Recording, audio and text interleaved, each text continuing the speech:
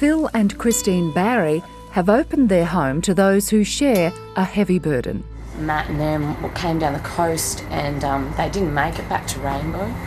Each is scarred by road trauma. I was just really glad that someone reached out because I felt very alone for a very long time. Phil is Secretary of Road Trauma Services Queensland, free support for sufferers of road tragedy.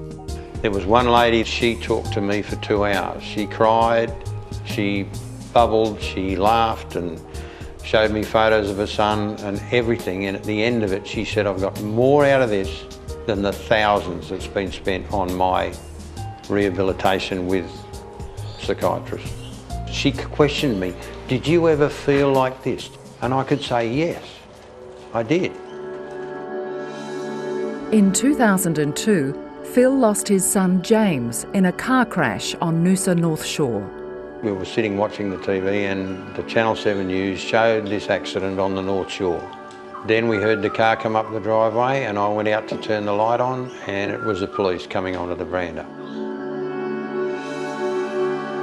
And your life stops and then it starts again, and it's never the same and it's never going to be the same. There's a memorial to James at the crash site. Anthony often pays his respects. You see, he was the driver of the car that ran off the road, killing his best friend and injuring another. 3 boys getting together one day, had a few drinks, ended up over at the North Shore, ended up at the pub, had a game of pool, probably had a few too many. You know, lost control of the car, went off the road, had a bad accident, and out of that I lost my best mate. Always thinking of you, mate.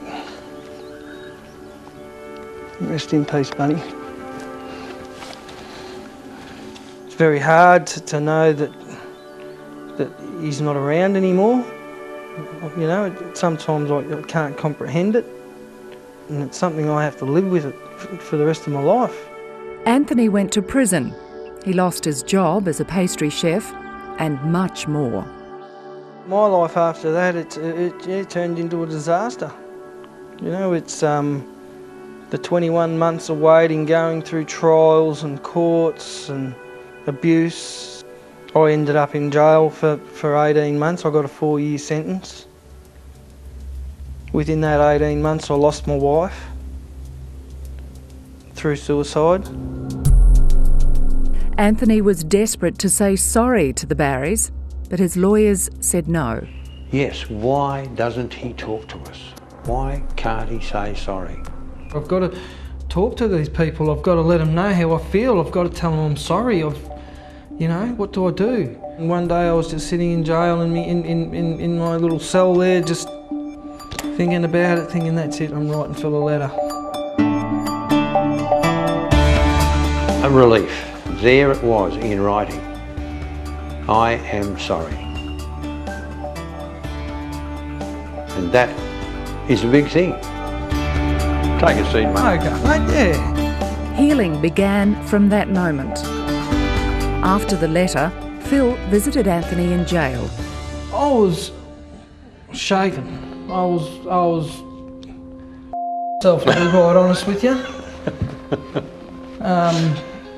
I was like, wow, you know. But it was just, as soon as I saw Phil, it just changed, because I could see his face and he could see my face, and it was just like, wow. I came away from that jail that day with a load off my shoulders, I really did. You can't describe it. Because I felt the same way. As soon as, I just couldn't believe it. It just, my whole life just felt uplifted. I'm really impressed with what he's done and the way he's turned his life around, and he's moved ahead and he's making a new life for him and his boys, and I think it's great, really do. G'day, Phil. How are you? Good, mate. Yourself? Phil and Anthony now share their story with young driving offenders. We'd like to really make a good thing out of this, and even if it means saving one person out of 10 on the roads, at least we're succeeding. To people out there that are on the same road as we're on, try and find it in your heart to find that compassion, because it will give you back a life. Well, I'd definitely love to say thank you. I'd actually give Phil a hug. Mate, yeah, beauty. Beauty. Yeah. I think James is watching us, and he knows, and he's saying, go get him. Yeah, that's it. That's it. And he is.